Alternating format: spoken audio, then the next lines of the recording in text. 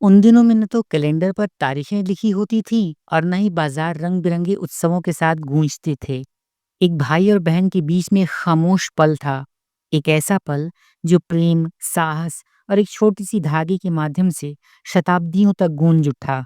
ये कथा शुरू होती है प्राचीन राजधानी इंद्रप्रस्थ से, जहां भगवान श्री कृष्ण दिव्य सारथी और रक्षक एक कठिन युद्ध से लौटे थे। उनके हाथ थके हुए थे, कवच टूटा हुआ था और उनकी उंगली पर एक गहरा घाव लहू बहा रहा था। एक छोटा सा घाव जो ध्यान तो खींच रहा था, लेकिन जैसे ही वे एक बरगद के वृक्ष की छाया में विश्राम कर रहे थे, थके हुए पर शांत मन से द्रौपदी, पांडवों की तेजस्वी रानी, उनके पास पहुंची। उन्होंने अपने रेशमी साड़ी के किनारे से एक टुकड़ा फाड़ा। भक्ति के रंगों में रंगा हुआ वो वस्त्र और कोमलता से श्री कृष्ण की घायल उंगली पर लपेट दिया। उनका स्पर्श कोमल था, आंखों में चिंता थी। कोई भव्य अनुष्ठान नहीं था, न ही कोई पुजारी अथवा कोई शोर शराबा। बस एक बहन का स्वाभाविक आवेग, अपने भाई की रक्षा करने का विश्वास। कृष्ण ने उन्हें देखा, आश्चर्यचकित। तुम तुम मुझे इस धागे से क्यों बांध रही हो द्रौपदी? उन्होंने आश्चर्यचकित होकर पूछा। वह मुस्कुराईं।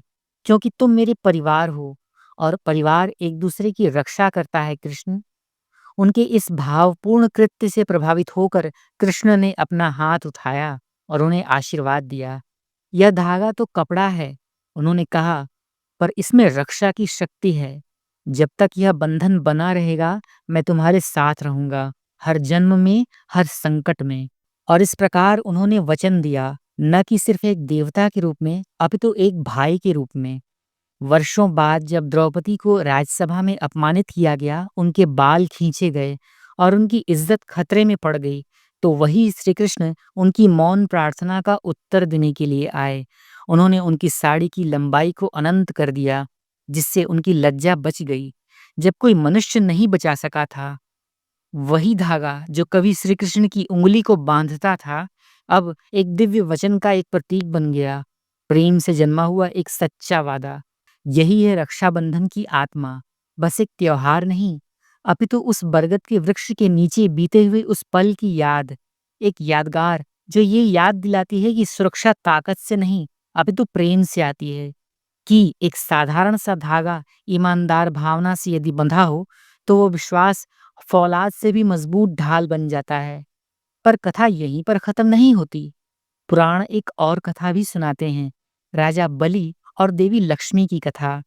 जब विष्णु एक विनम्र सन्यासी के रूप में उस दयालु राक्षस राजा बलि को पराजित करते हैं, तो लक्ष्मी, विष्णु जी की पत्नी, चिंतित हो उठती हैं। वे पृथ्वी पर उतरती हैं और बलि की पत्नी के साथ मैत्री करती हैं और श्रावण पूर्णिमा के दिन बलि की कलाई पर एक पवित्र धागा बांध देती हैं। और धागा बांधते समय यह मंत्र भी बोला जाता है, येन बद्धो बलिराजा दानवेंद्रो महाबल तेन त्वाम बध्नामि रक्षे माचल माचल। तो इस प्रकार से यह मंत्र भी बोला जाता है और आज भी इसकी याद दिलाता है। खैर, आगे बताते हैं। जब वे पूछते हैं कि यह क्या है, तो वे अपना रूप उजागर करती हैं और समझाती हैं, यह राखी प्रेम का बंधन है और इसके बदले में वे एक वरदान मांगती हैं, अपने पति विष्णु को घर वापस लौटाया जाए।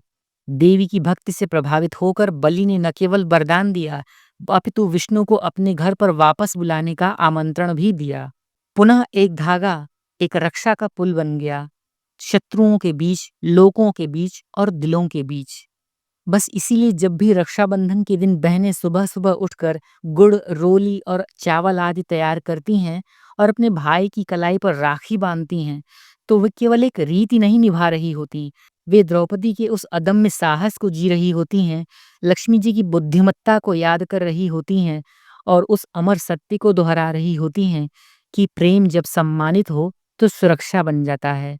और जब भाई उपहार और वचन देते हैं, तो वे कृष्ण के प्रति वचन और बलि की दया को दोहराते हैं। युद्ध में नहीं, अपितु जीवन में सदा खड़े रहने का विश्वास लेकर, उस वादे को लेकर। क्योंकि रक्षाबंधन कोई साधारण सा त्योहार मात्र नहीं है, अपितु यह समय के पार एक फुसफुसाहट है। मैं तुम्हारी रक्षा करूंगा, मैं यहाँ हूँ, तुम कभी अकेले नहीं हो। और उस धागे में जो विश्वास और जो धागों से, उन विश्वास से, उस प्रेम से बुना गया वह विश्वास है, वह दिव्यता आज भी जीवित है। तो यह छोटी-सी 2 कथाएँ आपको पसंद आई होंगी, ऐसा मेरा दृढ़ विश्वास है। यह कथा भावना, परंपरा और आस्था को एक साथ लाती है, जो कि हमारे पौराणिक धर्म ग्रंथों में लिखी हुई है। हम हर सनातनी इसे दृढ़ विश्वास के साथ जीते हैं और रक्षा का इस पवित्र सूत्र को मनाते हैं। आज भी मौली बाँधते समय यह कहा जाता है, "येन बद्धो बलिराजा दानवेंद्रो महाबल, तेन त्वां बध्नामि रक्षे माचल माचल।" तो कुछ इस प्रकार से जब भी आप इस मौली को बांधें तो इस महामंत्र को अवश्य बोलें, जिसमें बलि की याद दिलाता है यह मंत्र, रक्षा का वह मंत्र याद दिलाता है यह मंत्र और इस अद्भुत कथा को सुनाता है यह मंत्र। तो अगर आप इसे चाहे परिवार के साथ सुनाएं, एक भाषण में उद्धृत करें अथवा रक्षाबंधन के किसी पर्व को बताते समय अपनी भाई बहनों और अपने मित्रों को, अपने छोटे बच्चों को सुनाएं, इस असली अर्थ को याद करना बिल्कुल भी मत भूलिएगा। और चैनल सनातनी ज्योतिष पर बने रहें। इस वीडियो को अगर आपने पसंद किया है तो एक लाइक करते हुए हमें प्रोत्साहित कीजिए। चैनल सनातनी ज्योतिष को सब्सक्राइब कीजिए और बेल आइकन को ऑल पर सेट करके हमें भी मोटिवेट कीजिए। तो अगली रक्षाबंधन तक आपसे पुनः आज्ञा लेते हैं। आप सभी का दृढ़ विश्वास लेकर एक नई वीडियो में पुनः मिलते हैं।